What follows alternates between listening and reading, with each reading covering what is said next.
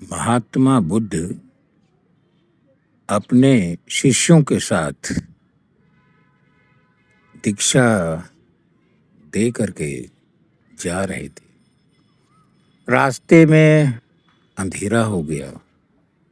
शिष्यों ने कहा कि गुरुदेव, रात बहुत घनेरी होगी, इससे आगे चल पाना बहुत मुश्किल होगा, लिहाजा हम कहीं किसी गांव में रुक जाते हैं। महात्मा बुद्ध ने कहा कि ठीक है, हम रुक जाएंगे। और सामने एक गांव था, अंधेरा बहुत नहीं हुआ था और शाम गहरा गई थी। न सुबह थी न शाम थी, दोनों के बीच का वक्त था। और सामने गांव में गए और जैसे ही गांव में घुसे वैसे ही एक मकान दिखाई दिया गांव के बाहर, और वहां जाकर के वो बैठ गए। बैठने के बाद वहां से एक आदमी गुजरा और वो जाकर के मुखिया को इतला किया, खबर किया कि मुखिया जी, अरे महात्मा बुद्ध तो उस कुंठा के घर पे बैठे हुए हैं। वो जान गया कि ये महात्मा बुद्ध हैं। और इधर जिस दरवाजे पे ये बैठे हुए थे, एक चारपाई पड़ी थी, वहीं बैठे हुए थे। शिष्यगण जमीन पर बैठे हुए थे और उस घर के अंदर एक नाजनीन खूबसूरत सी महिला थी जो बेइंतहा खूबसूरत थी, अच्छी थी। वो दोनों दरवाजों के बीच से झांक करके जब महात्मा बुद्ध को देखा तो उसने कहा कि ये कोई असाधारण आदमी, ये साधारण आदमी नहीं है, ये तो कोई बहुत ही बड़ा राजकुमार लगता है।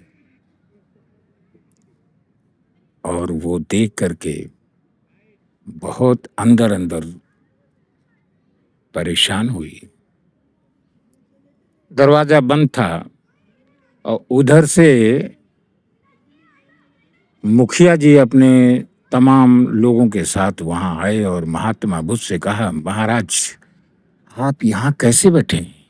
ये तो कुंठा का घर है, ये तो बदचलन औरत है, बदमिजाज औरत है, आप यहाँ कैसे बैठे हैं? उठिए और चलिए हमारे यहाँ बैठिए। ये सुन करके महात्मा बुद्ध मुस्कुराए, हंसने लगे और उन्होंने कहा, करे मुखिया इधर आओ। मुखिया आए सामने और उन्होंने कहा कि तुम अपना एक हाथ ऊपर करो। उन्होंने एक हाथ मुखिया ने ऊपर किया और महात्मा बुद्ध ने कहा कि अब जोर जोर से ताली बजाओ। मुखिया हैरान, अरे महाराज ये क्या कह रहे हैं आप? एक हाथ से कहीं ताली बजती है? उन्होंने कहा, तो फिर ये कैसे कुंठा हो गई, दुश्चरित्र हो गई महिला? जब एक हाथ से ताली नहीं बज सकती है तो फिर ये कैसे? पूरा गांव का गांव दुश्चरित्र है, महात्मा बुद्ध ने बोला। और वो महिला वहां से देख रही थी दरवाजे के सुराख से, और उसने आकर के महात्मा बुद्ध के चरणों में लौट गई। और जानते हैं आप, महात्मा बुद्ध की सबसे बड़ी शिष्य और सबसे बड़ी भक्त वही निकली जिसने विदेशों में जाकर के बौद्ध धर्म का प्रचार किया।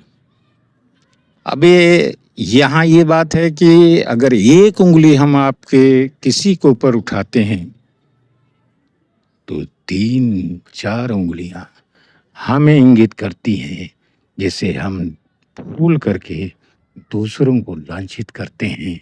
इस बात का हमेशा हमेशा ख्याल रखना चाहिए।